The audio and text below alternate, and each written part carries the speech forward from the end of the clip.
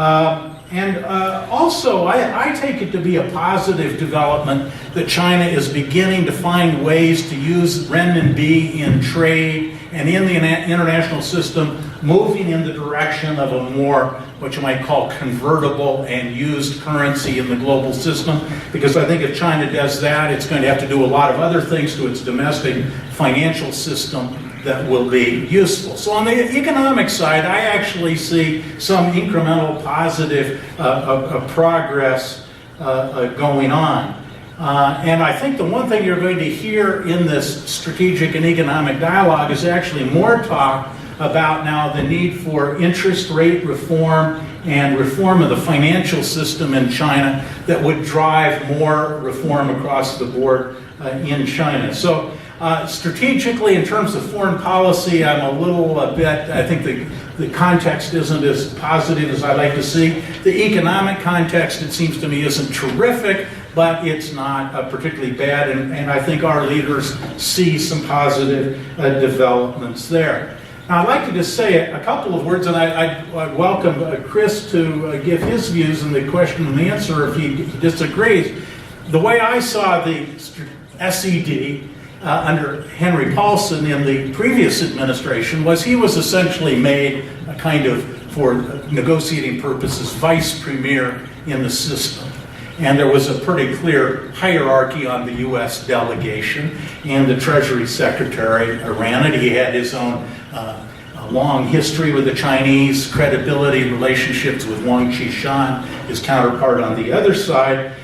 In fact, he devoted a lot of time to it. It was about twice a year they met, and almost 2 days at a whack.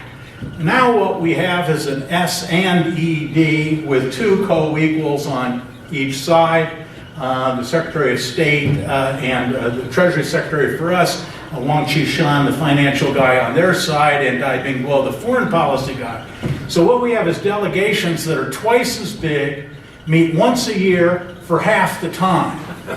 And they have enormous delegations. And I'll just cut to the chase, which is probably obvious just the way I described this.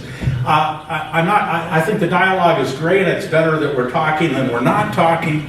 But I'm not sure this is structured to have the kind of follow-up and the kind of focus within the system that's going to be. I think the last delegation the Americans went with were way over 100 and so forth. So you move from the zone of what I call serious discussion among serious people to an event.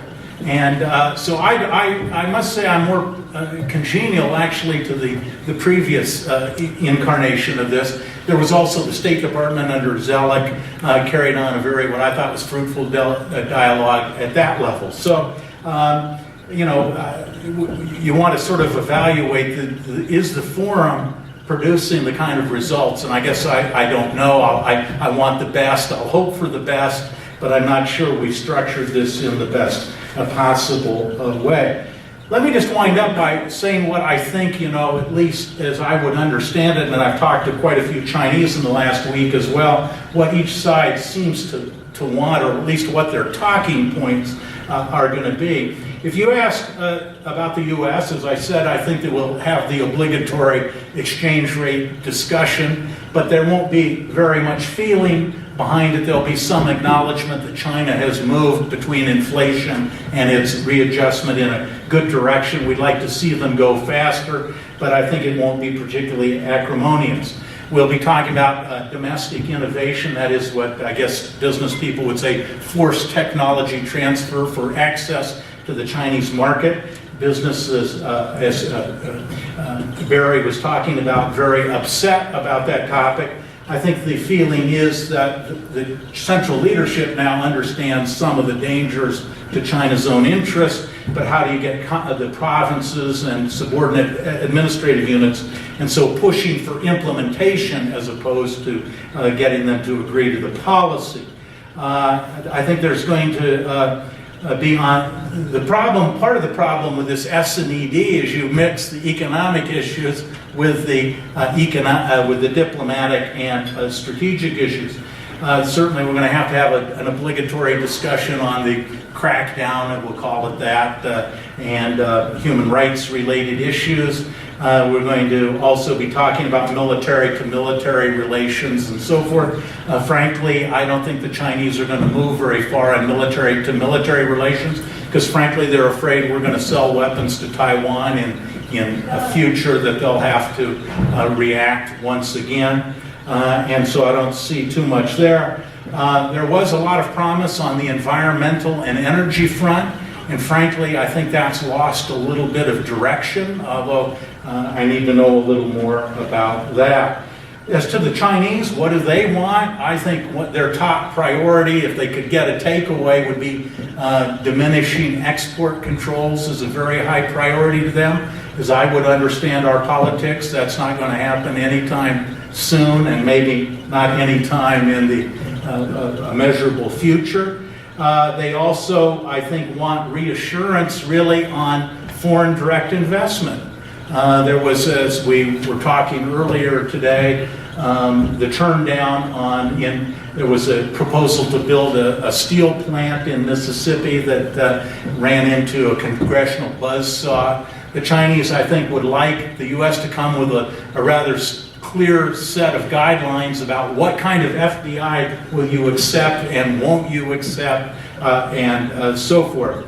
I think the Chinese have as their talking point certainly market economy status, but frankly, all the WTO agreements and the sort of time for compliance and anti-dumping things the U.S. could put on, that time's beginning to run out. So in a way, the Chinese still have that talking point of getting market economy status, but I think they're beginning to, that's losing its attraction over time as the agreements to get into WTO, the time lags there expire. So the long and the short of it is, I think we all have our talking points. We may make some minor progress, but I think it's, as you in a sense, I sort of had the sense when you said the six-party talks, it's worth talking, but don't expect a lot of short-term outcome. I guess that's where I am on the S&ED as well. So I guess we'll both be available for commentary afterwards.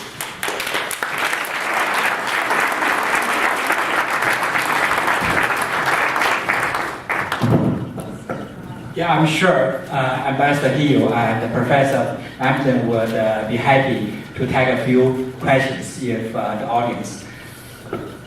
We have one microphone. You want to stand up here? Oh, just stand up. Any questions? No questions? That's easy. Oh, okay. Bye.